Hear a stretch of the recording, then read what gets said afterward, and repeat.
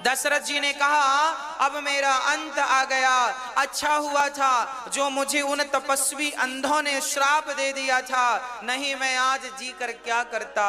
रानियों ने कहा श्राप किसने दिया था? बोले एक बार मैं शिकार खेलने गया तो वहां मैंने देखा कि कोई पानी पी रहा है, मैंने बाण मारा, वहां कोई जानवर नहीं था, वहां श्रवण कुमार थे और श्रवण कुमार की छाती पे बाण लग गया।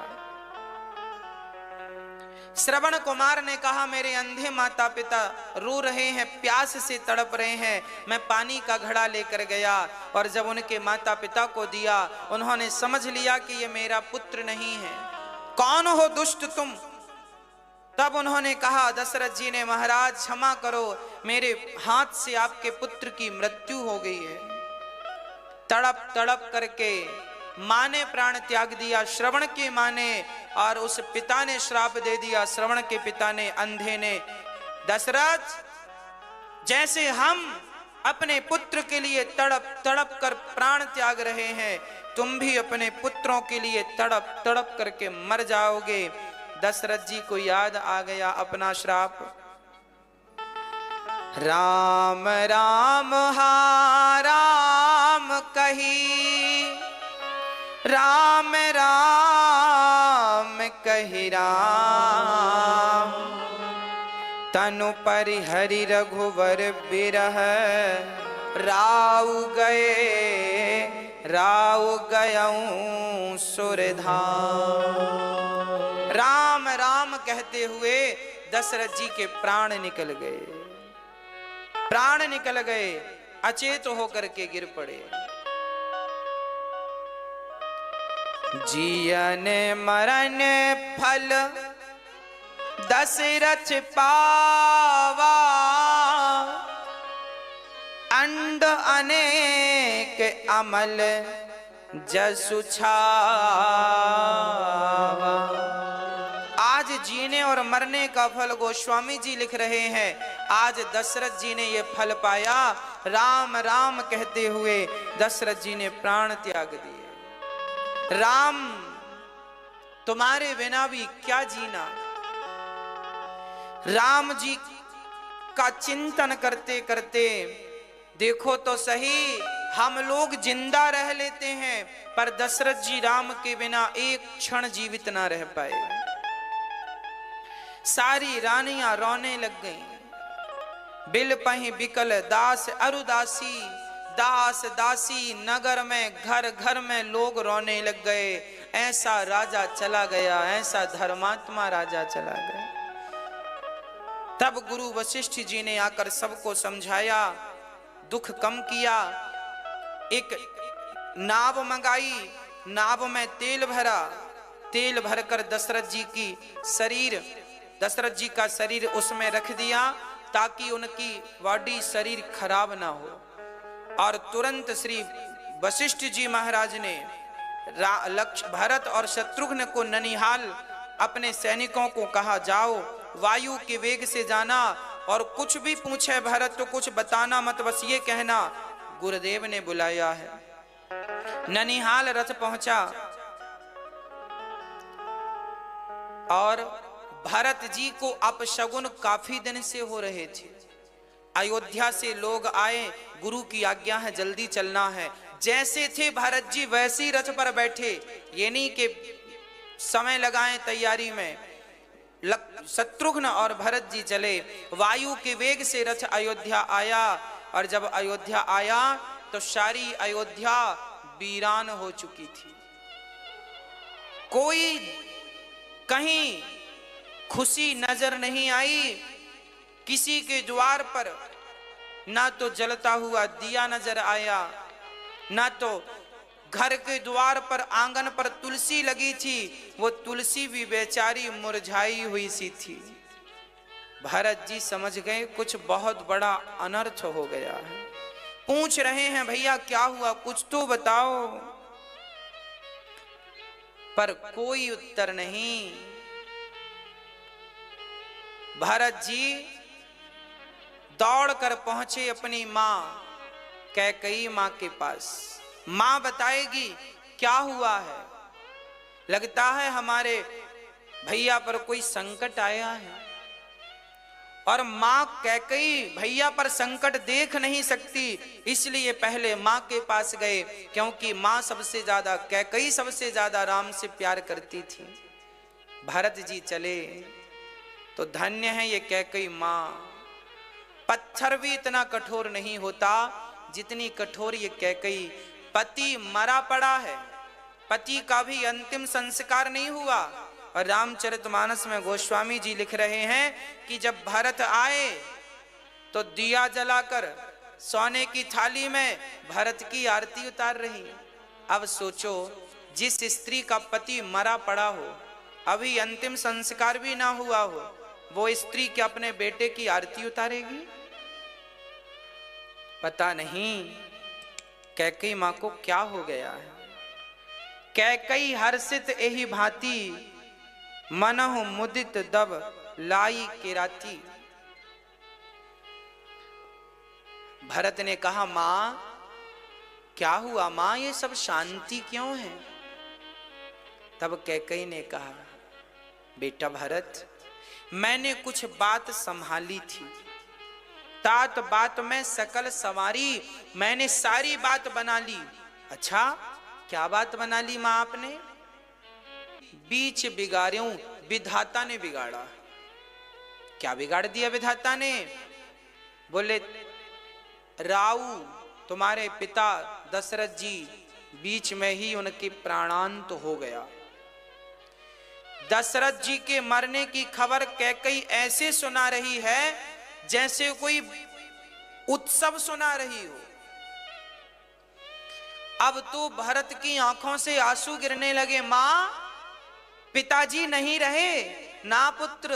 अब तो भरत जी रोने लगे, हे पिताजी, मैं कितना अभागा हूं, आपने प्राण त्यागे और मैं आपके पास नहीं था। क्या हो गया मां, कैसे पिता ने प्राण त्याग दिए? तब कैकई ने कहा, बेटा मैंने राम को वनवास भेज दिया है 14 साल के लिए। तुझे राजा बनाना है, मेरी ये बूढ़ी आंखें तरस रही हैं, तुझे राजगद्दी पर देखना चाहती हूं, इसलिए मैंने सारी बात संभाल ली। कैकई मां ऐसे कहती जा रही है, ऐसी कहती जा रही है जैसे इन्हें कोई दुख ही ना हो। व्यक्ति की खोपड़ी में जब लोभ बैठता है ना, तो लोभ पत्थर से भी कठोर कर देता है। भरत जी सिसक सिसक कर रोने लगे। मां क्या कह रही हो, राम वनवास चले गए? हाँ। पिताजी परम धाम चले गए? हाँ। अब तो भरत जी रोने लगे। अरे मां कैकई, तेरी जिह्वा पर कीड़े क्यों नहीं पड़ गए जब तूने मेरे राम को वनवास भेज दिया? पिता के मरने का दुख तो भरत जी भूल गए और राम वनवास गए हैं। अब भरत जी कहने लगे, मां कैसी निर्दयी मां है। कोई कहे कि मैं मछलियों के लिए तालाब खाली कर रहा हूं, कोई मछलियों के प्राणों की रक्षा के लिए तालाब खाली कर दे तो क्या उसे समझदार कहा जाएगा? मां, अरे पानी के बिना जैसे मछली मर जाती है, उसी प्रकार मां तेरा भरत अब राम के बिना जिएगा नहीं। अब तू कैकई बोली, बेटा मैंने सब तेरे लिए किया है और तू मुझे ऐसी बातें कह रहा है? खबरदार मां, मेरे लिए किया है। अरे तुमने तो पेड़ काट कर पत्तों को सींचना चाहा है। भरत जी गहरी गहरी सांसें भरते हुए कहने लगे, कैकई मुझे अपना मुंह मत दिखाना, आज के बाद मैं तुझे मां कहकर नहीं बुलाऊंगा, मां कहने की अधिकारी नहीं है। जो भरत जी ने ये बातें कही, कैकई के अंदर से भरत के राज सिंहासन का भूत उतर गया। उसी क्षण शत्रुघ्न जी आए और वहां सिंगार करके खड़ी थी कैकई की दासी मंथरा। भरत जी खड़े हैं। शत्रुघ्न जी अब समझ गए कि यहां बातों से काम नहीं बनेगा, तो शत्रुघ्न जी ने मंथरा को लातें जमानी शुरू कर दी। एक लात मारा तो गई दीवार से मंथरा टकराई और उसके सारे दांत बाहर आ गए। बाल पकड़ करके, और झाड़ू पड़ी थी, झाड़ू से जो शत्रुघ्न जी ने मंथरा की पिटाई की, भरत जी को दया आ गई। भरत जी ने कहा शत्रुघ्न इसे मत मारो, इसका कोई दोष नहीं है। शत्रुघ्न जी ने कहा भैया फिर दोष किसका है? कैकेयी का? ना, कैकेयी का भी दोष नहीं है, तो फिर दोषी कौन है? भरत जी रोने लगे। भैया शत्रुघ्न दोषी ये भरत है। यदि मेरा जन्म ना हुआ होता तो मां के अंदर ये लोभ ना जागा होता, और लोभ ना जागा होता तो आज राम वनवास ना गए होते। भरत जी जोर जोर से रोने लगे। भरत जी रोए और रोते रोते रोते रोते माँ कौशल्या के पास चले गए। माँ कौशल्या ने उस दिन से भोजन नहीं किया था जिस दिन से राम जी गए हैं, उस दिन से पानी नहीं पिया था जिस दिन से राम जी गए हैं। माँ कौशल्या सूख कर एक हड्डी बची है। जब भरत जी गए और कहा भरत जी ने, मां कौशल्या की आंखें खुली। कौन? मां भरत। अब तो भरत का नाम सुना, कौशल्या मां दौड़ पड़ी और दौड़ करके भरत को अपने हृदय से लगाना चाहती थी, पर क्या करें, शरीर इतना कमजोर था कि वो आधे रास्ते पर ही गिर पड़ी। और जब कौशल्या माँ गिरी तो भरत जी दौड़कर माँ को उठाते हैं और माँ से कहते हैं, माँ अपनी ये आंखें मत खोलना और इस भरत के चेहरे को मत देखना। माँ कौशल्या बोली, बेटा ऐसा क्यों कहता है?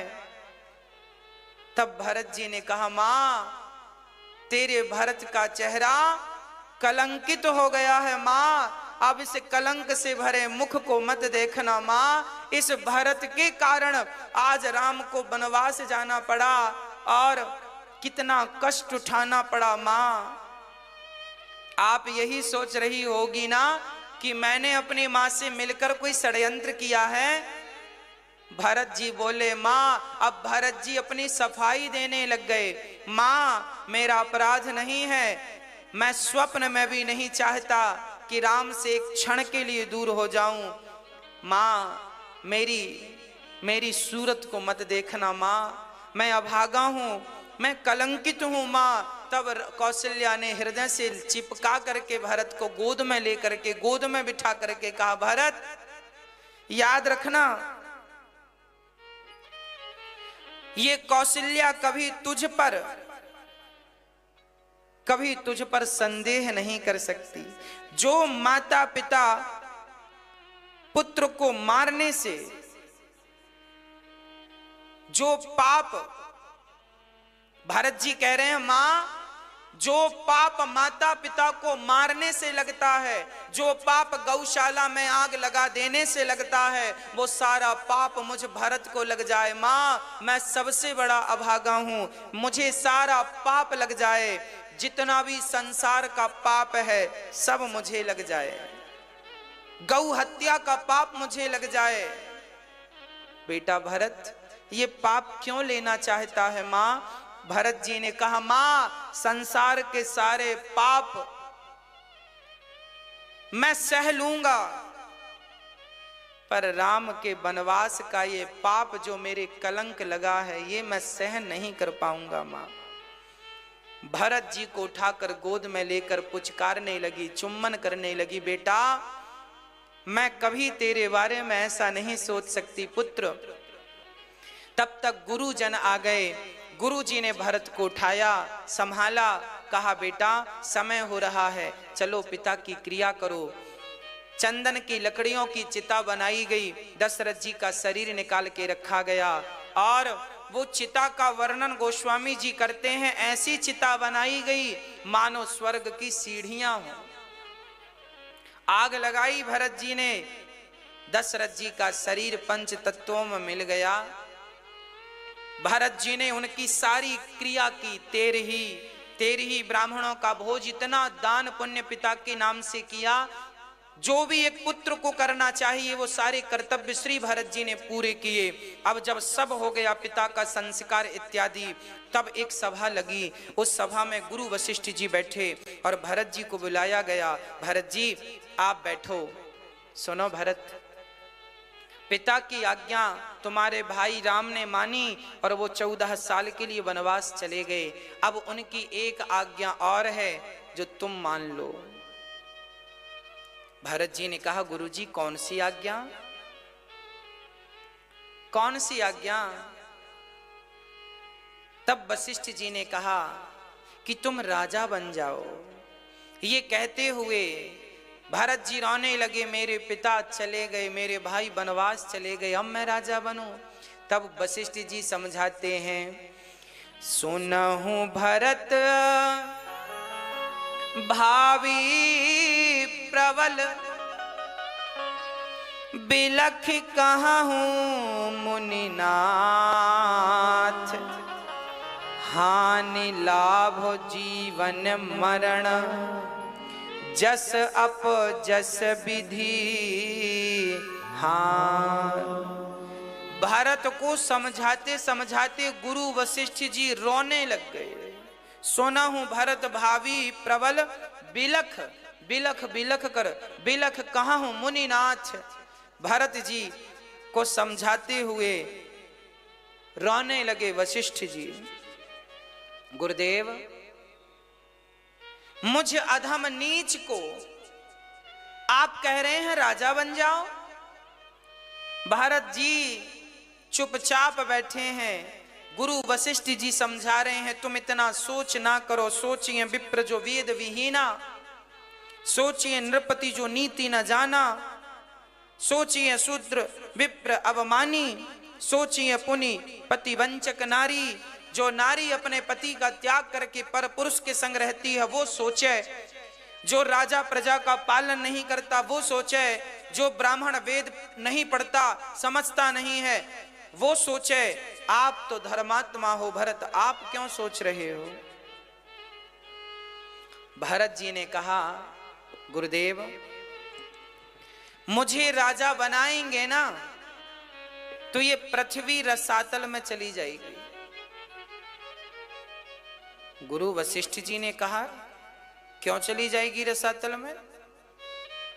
तब भरत जी ने कहा कि गुरुदेव, वशिष्ठ जी ने कहा रावण जैसा पापी राजा बना तो पृथ्वी रसातल में नहीं गई, हिरण्याक्ष हिरण्यकश्यपु जैसे पापी राजा बने तो पृथ्वी रसातल पे नहीं गई, तुम जैसा धर्मात्मा भरत राजा बन जाएगा तो क्या पृथ्वी रसातल में चली जाएगी? भरत जी ने कहा हां चली जाएगी। क्यों चली जाएगी? तब कहा सुनो गुरुदेव, अरे हिरण्याक्ष हिरण्यकश्यपु तो राक्षस थे, रावण कुंभकर्ण तो राक्षस हैं। अरे राक्षस होकर कोई गलत करे तो बात समझ में आती है कि चलो वो तो राक्षस ही है, पर जब भरत जैसा धर्मात्मा, जब भरत जैसे लोग भी जब पृथ्वी के साथ धर्म के साथ गलत करेंगे तो पृथ्वी तो रसातल में चली ही जाएगी ना। पापी व्यक्ति पाप करे तो समझ में आता है, पर समझदार जानकार व्यक्ति गलत करने लग जाए तो पृथ्वी तो रसातल में चली जाएगी। सामान्य व्यक्ति चोरी करे तो समझ में आता है, पर हम चोरी करने लग जाएं तो पृथ्वी रसातल में चली जाएगी।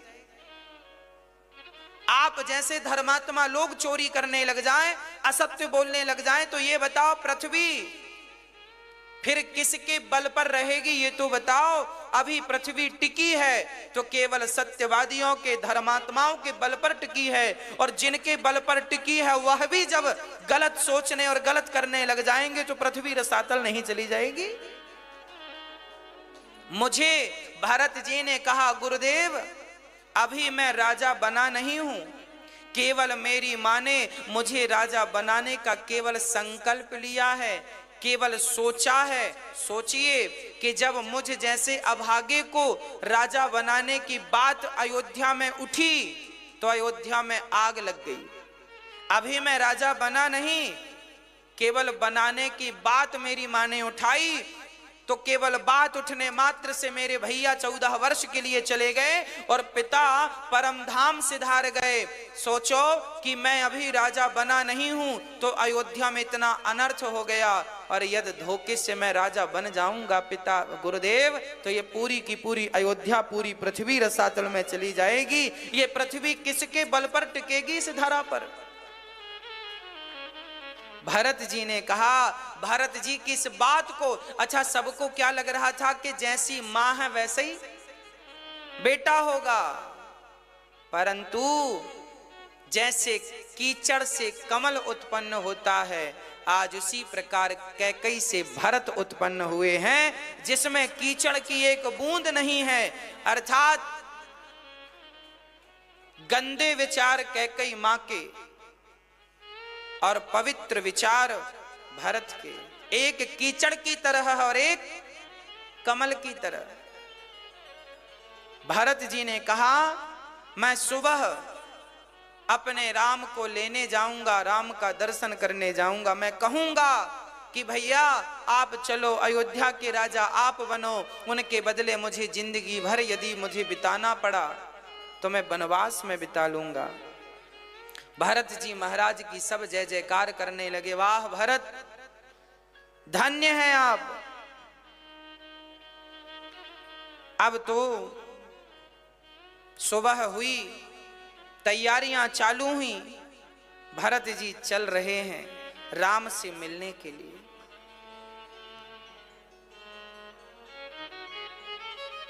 पर भरत जी ने सीधे कह दिया है हम कैकई को नहीं ले जाएंगे। जब कौशल्या मां ने सुना कि भरत ने कहा है कैकई नहीं जाएंगी तो कौशल्या ने भरत को बुलाया, बेटा भरत।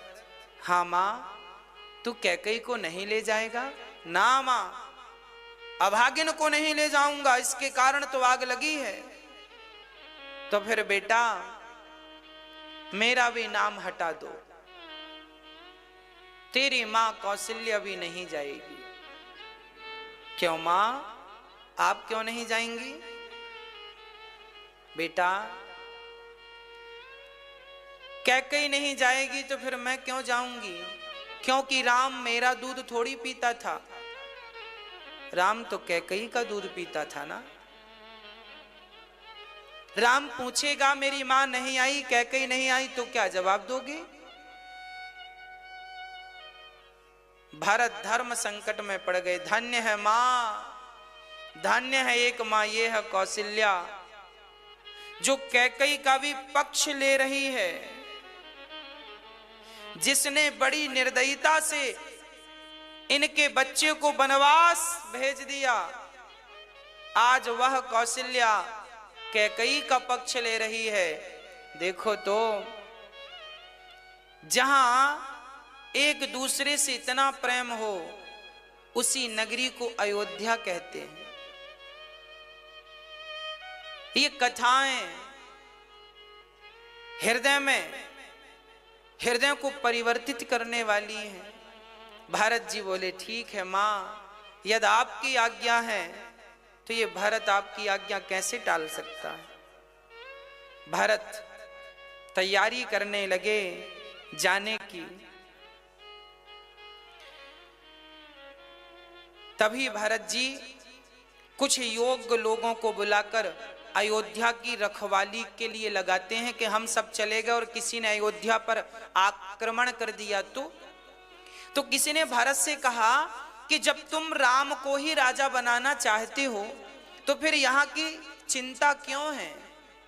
तब भरत जी ने कहा देखो ये राज्य हमारा नहीं है पर हमारे राम का तो है, राम का है, इसलिए राम के राज्य में कोई गलती ना हो, गलत ना हो। राम ने हमें जो जिम्मेदारी सौंप रखी है 14 साल बाद जब उन्हें हम राजा बनाए तो सही सलामत उन्हें राज्य मिले, सिंहासन मिले, संपत्ति सब रघुपति के आही। जो बिनु जतन चलऊं तजी ताही, सारी संपत्ति रघुनाथ की है।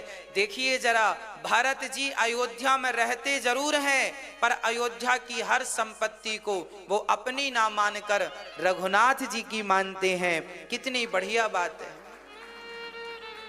भरत जी देख रेख बराबर करते हैं, पर विचार यह है कि ये संपत्ति रघुनाथ जी की है, भगवान की है। बस भक्तों, ये छोटी सी बात आप समझ लो।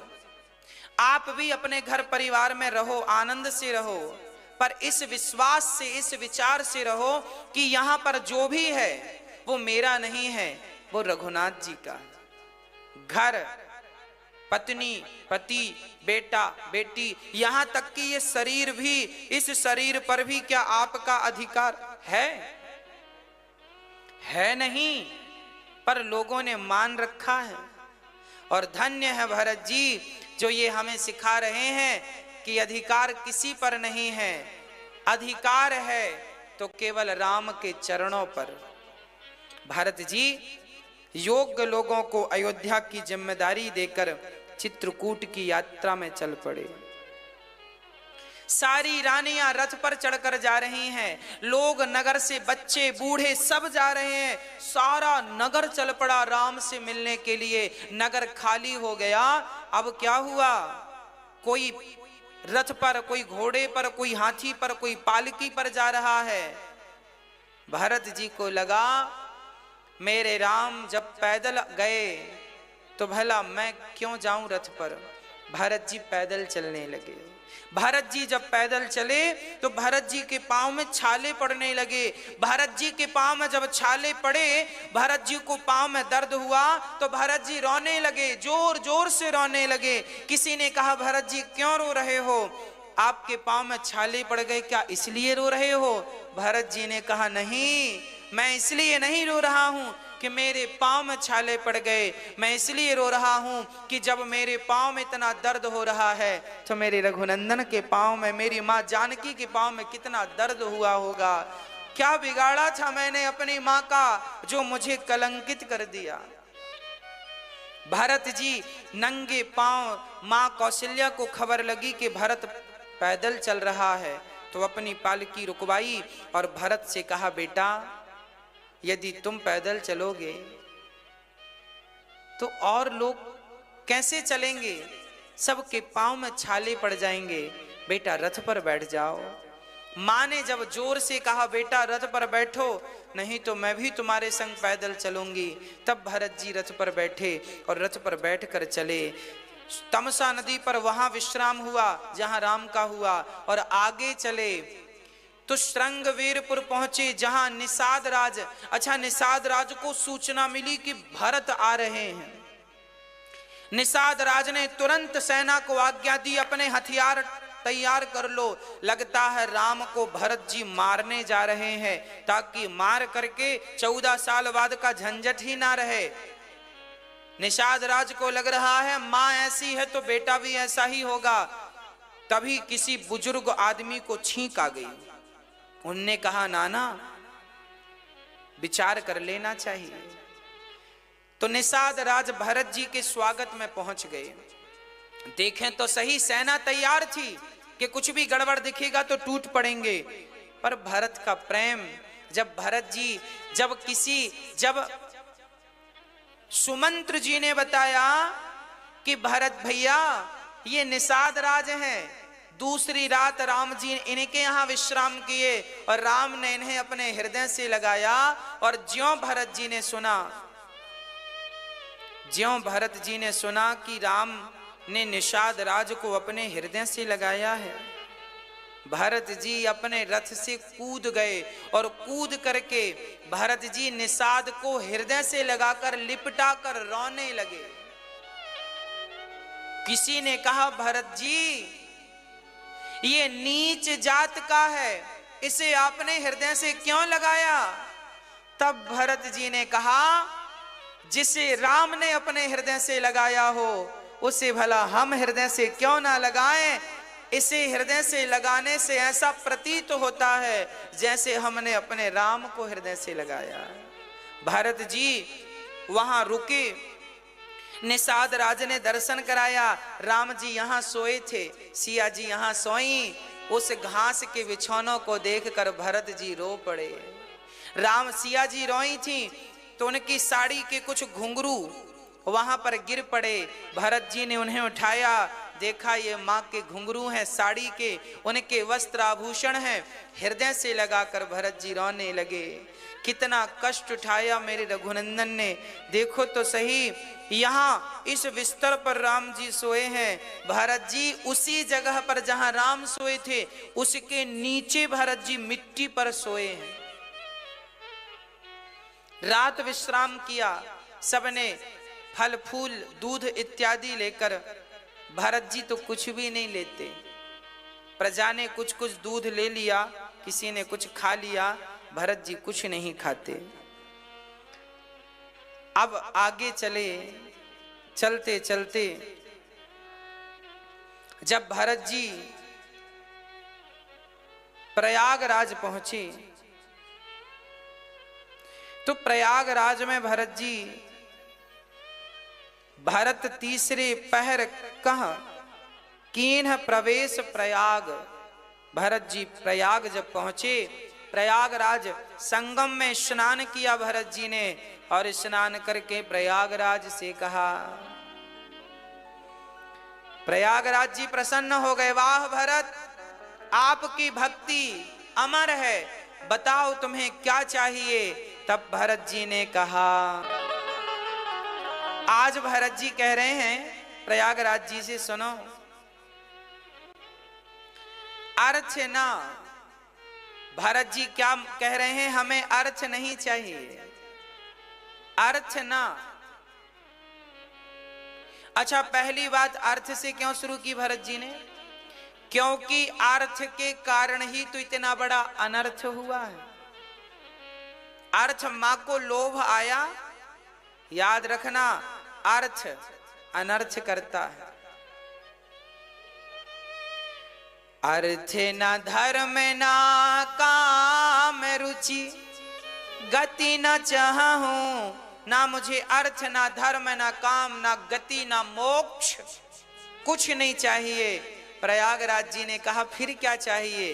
बोले, जन्म जन्म रति राम पद, हर जन्म में राम के चरणों की सेवा, राम के चरणों की भक्ति मुझे मिले, ऐसा भरत जी महाराज मांग रहे हैं। आगे भरद्वाज ऋषि से, मुनि जी से मिले, और भरद्वाज जी से भरत जी ने क्या कहा, हे गुरुदेव, मुझे इस बात का दुख नहीं है कि मेरे पिताजी चले गए, दुख इस बात का भी नहीं है कि लोग मुझे क्या कहेंगे। तो फिर भरद्वाज जी ने कहा कि आपको दुख किस बात का है? तो कहा, राम लखन सिया बिनु पग पनहि,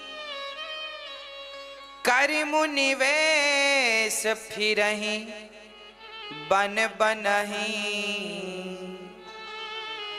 मुझे कष्ट केवल इस बात का है कि मेरे राम और मेरी मां सीता बिना चरण पादुका के जंगल में विचरण कर रहे हैं।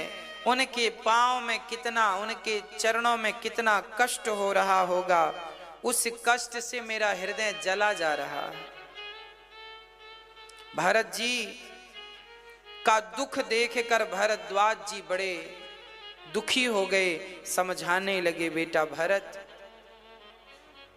तुम्हारे जैसा भाई ना कभी हुआ ना कभी होगा। रात विश्राम करने के लिए भरद्वाज जी ने अपने तप के बल से पूरी एक अलग ही सृष्टि बना दी, माया से संसार रच दिया। भारत जी को रहने के लिए जितने अवधवासी थे सबको रहने को बढ़िया कमरा, खाने की व्यवस्था, अप्सराएं गंधर्व क्या क्या ना रच दिया तप के बल से।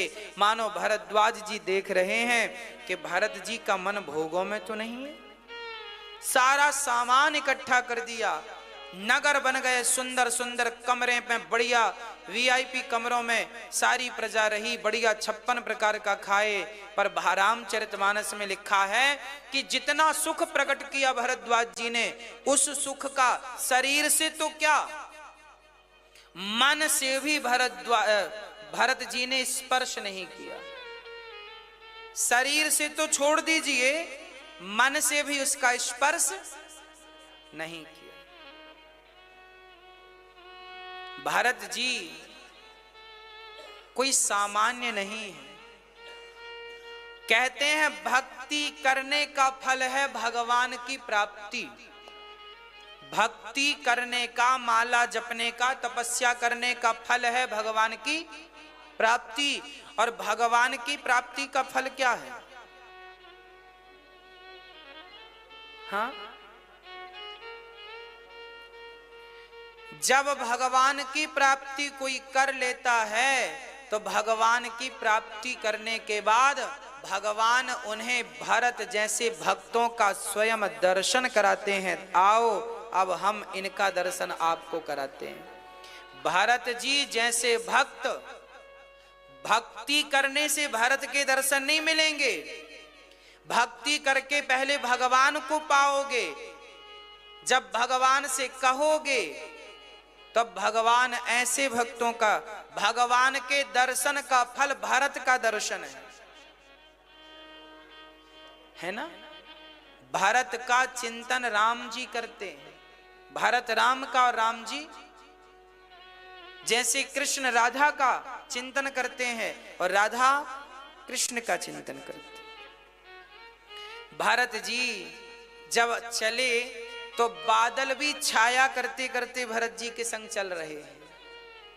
बादलों ने भरत जी का छाया कर लिया, तब इंद्र की बुद्धि बिगड़ी। बोले यदि भरत के कहने से राम वापस आ गए तो हमारा तो काम बिगड़ जाएगा।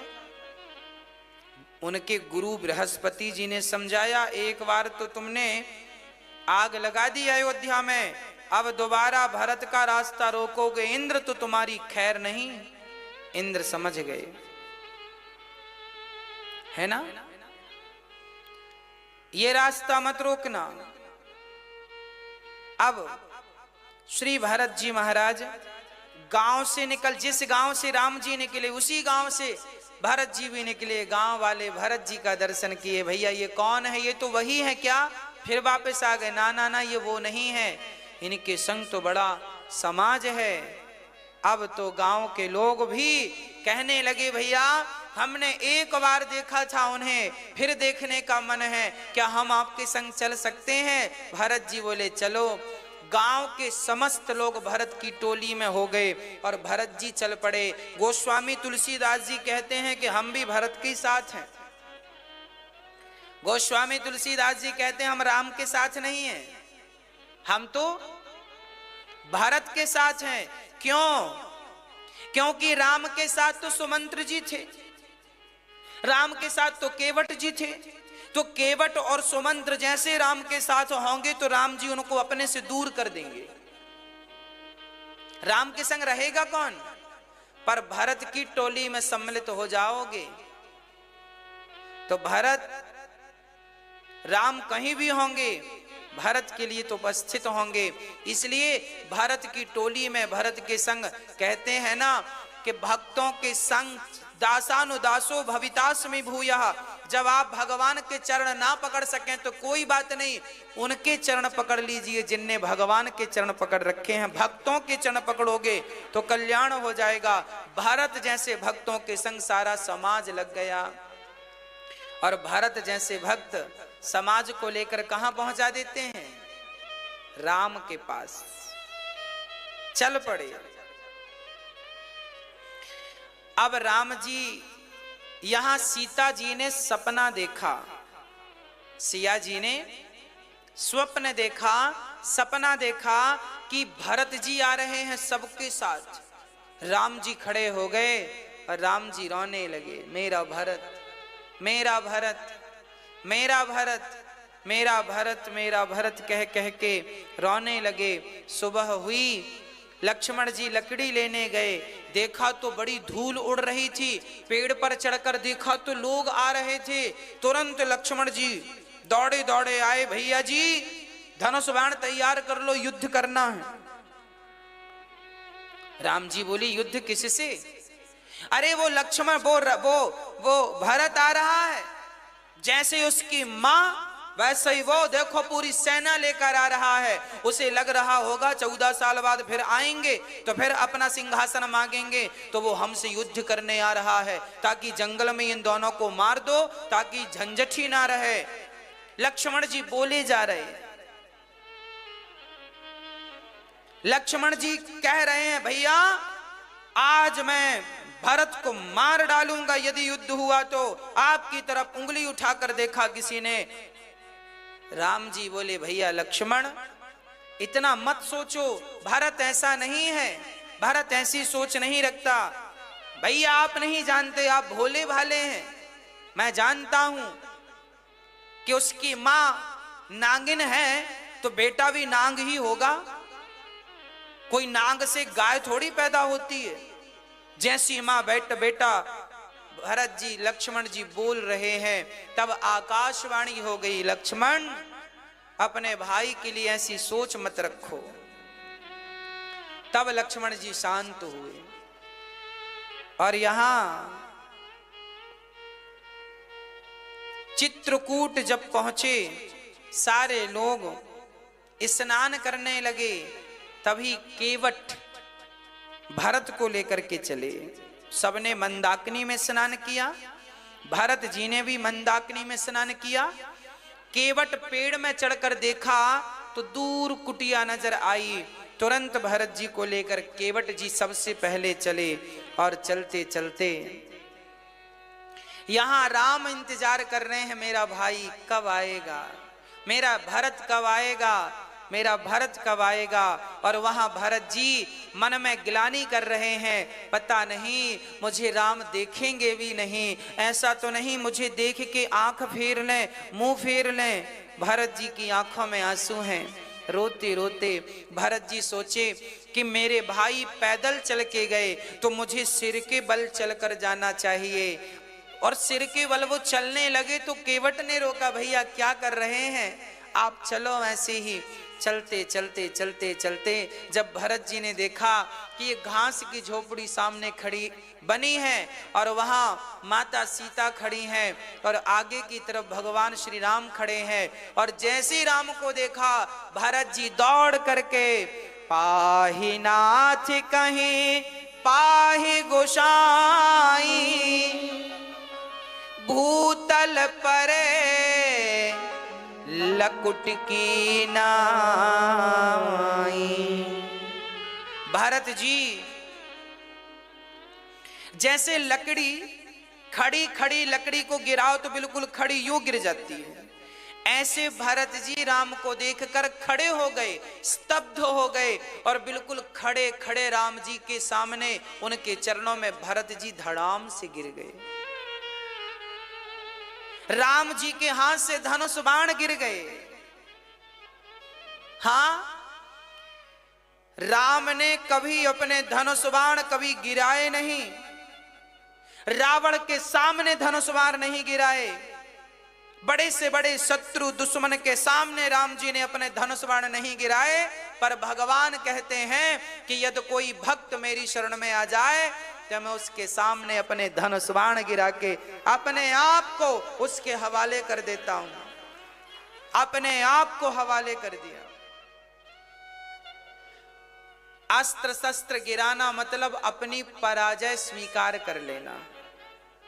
अस्त्र शस्त्र गिराने का अर्थ है अपनी पराजय स्वीकार। हमारी पुलिस कहती है ना, अपने हथियार गिरा दो, हथियार गिरा दो। तो जैसे हथियार गिराने के बाद व्यक्ति सामने वाले के अधीन हो जाता है, आज भरत जी को देखकर राम जी आज अपने हथियार गिरा के आज राम भरत के अधीन हो गए। भैया भरत, और राम जी ने भरत को उठाया नहीं, भरत जी पड़े रहे। राम जी लक्ष्मण की तरफ देखने लगे। लक्ष्मण, तुम्हें बड़ा गुस्सा था ना भरत के लिए, जब तक तुम नहीं कहोगे भैया तब तक हम तुम्हें उठाएंगे। हाँ, तब लक्ष्मण जी ने कहा प्रभु भरत चरणों में पड़े हैं। राम तो झरझर आंसू गिराने लगे, आंखें बंद हो गईं, भरत जमीन पर पड़े हैं, अचेत से हो गए राम जी। तब हिलाया लक्ष्मण ने, भैया भरत जी पड़े हैं। तब आंख खुली, अच्छा भरत को उठा करके रघुनंदन ने अपने हृदय से लगा लिया। बोलिए भक्त वत्सल भगवान की। उठे राम सुनी प्रेम अधीरा, कहूं पट कहूं निसंग धनु तीरा। कहीं धनुष पड़ा, कहीं बाण, और भरत को उठाकर भरत जी भी लकड़ी की तरह गिर गए, यूं सीधा। कहने का अर्थ यह है जैसे लकड़ी गिर जाए तो वो अपने से कभी नहीं उठती, उसे उठाना पड़ता है। उसी प्रकार भरत जी कह रहे हैं राम, मैं आपके चरणों में तब तक पड़ा रहूंगा जब तक आप स्वयं मुझे उठा नहीं लेंगे।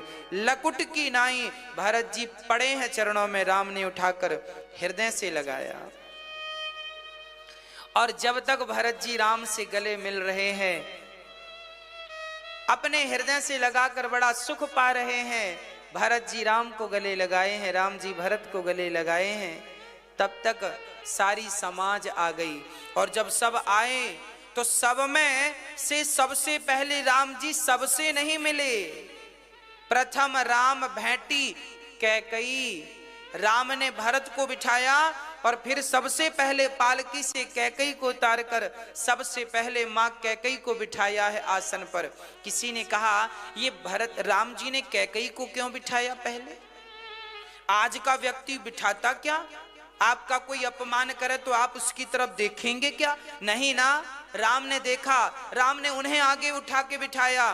क्यों?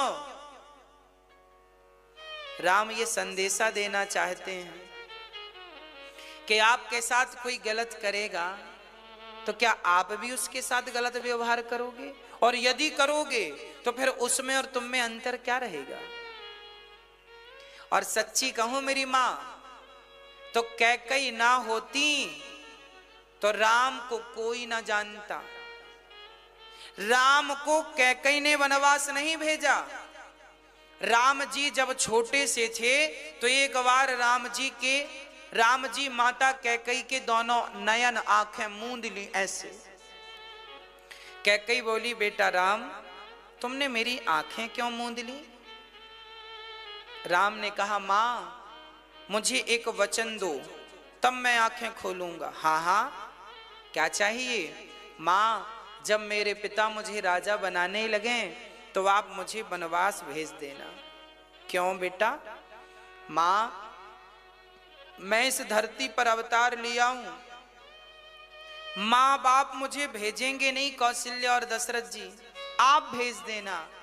मैं राक्षसों को मारकर 14 साल का काम पूरा करके मैं भगवान बन जाऊंगा। मां, मेरी जय जयकार तब होगी जब मुझे वनवास भेजोगे, पर आपके नाम पर लोग थू थू करेंगे। मां, कैकई ने कहा, बेटा यदि मेरे नाम के सामने यदि लोग थू थू करते हैं, मुझे अपमान मिलता है, और यदि मेरे अपमान से तेरा सम्मान बढ़ता है तो मैं अपमान सहने को तैयार हूं, पर अपने राम का सम्मान बढ़ाऊंगी।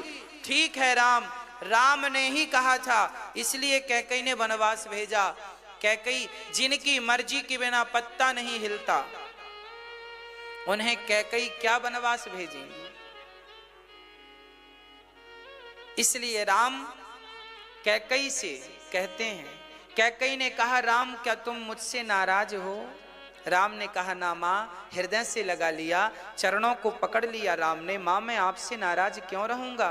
बेटा यदि नाराज नहीं हो तो एक वचन दो। कौन सा वचन? मां, मुझे वचन दो कि अगले जन्म में तुम मेरे पुत्र बन करके जन्म लोगे। मेरे गर्भ से जन्म लोगे।